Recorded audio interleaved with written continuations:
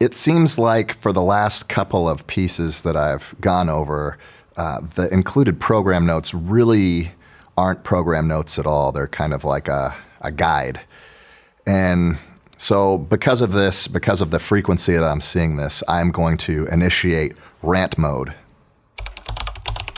So program notes are different than rehearsal tips, right? I think we should all agree on that. And so what do we mean by program notes? Either the piece of music that we're playing is programmatic in nature, and I think the title Kinetic kind of leads it to be that way, and so it helps describe the program.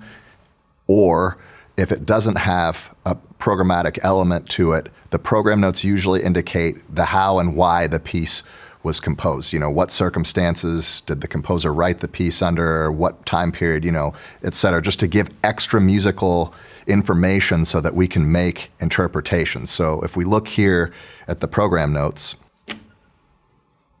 the only programmatic element to it is Kinetic as a piece full of energy and motion.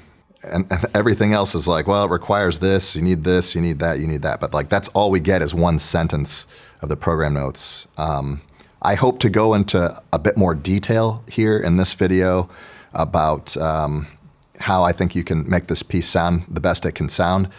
But there are some tips over here on, you know, making sure that the syncopation is solid. I think that's helpful too, but I think there's a lot of things that go into like, well, what do you do to make it solid? It's like the director that just says, well, practice more. That's how you make it solid. Okay. So again, program notes, what's this piece about? Or how or why was it written? That's the information that we're looking for, not necessarily playing tips. That can be, you know, we can figure that out, or that can be in a different section. So, all right, end Rant Mode. So to show a point, what I'm going to do here is I'm going to film this next section once, but I'm going to play it for you twice in a row. And the second time, all I'm going to do is I'm going to add a soft push just to add some cinematic motion so that you can see how that motion affects the mood and how you perceive the shot. Okay, you ready? Here's number one. The word kinetic comes from the Greek word kinetikos, which means of motion or in motion. So when we're playing music, we need to understand where the piece is going and where are we taking our audience. Where are the climaxes of our phrases and how do we get there? All of these things put the music in motion. And unlike a painting, once we play the notes, they're gone, and then the audience is focused on something else. Whereas in a painting, they can stare at that tree as long as they want. But we have to create motion to take the audience on that journey. And I think that's what Kinetic is about. Okay, here's the second way. The word kinetic comes from the Greek word kinetikos, which means of motion or in motion. So when we're playing music, we need to understand where the piece is going and where are we taking our audience. Where are the climaxes of our phrases and how do we get there? All of these things put the music in motion. And unlike a painting, once we play the notes, they're gone, and then the audience is focused on something else. Whereas in a painting, they can stare at that tree as long as they want.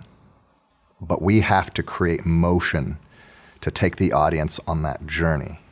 And I think that's what Kinetic is about. So after seeing that clip twice in a row, what does the soft push do when we create that motion? Do you feel any different?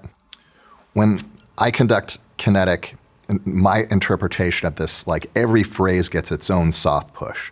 Every phrase, we focus in on a different area, and then we zoom back out, we focus in on another area, and zoom back out, and that kind of creates a different mood or atmosphere associated with this piece of music.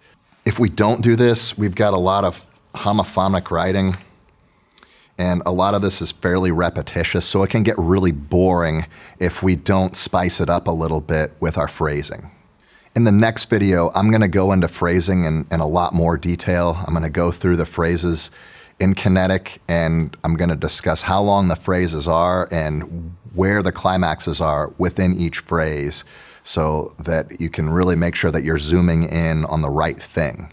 If I'm doing a soft push on me, the soft push usually goes towards my face. That tends to be the subject, because of eye contact and my mouth is moving and all that stuff. So there tends to be a triangle of focus right here. What if it wasn't that way? What if you were focused on one of the bases behind me? It might be a little weird. And so I'm going to talk about some of the interpretations that I've heard and why I disagree with them, because I think we're focused on the wrong part of the measure.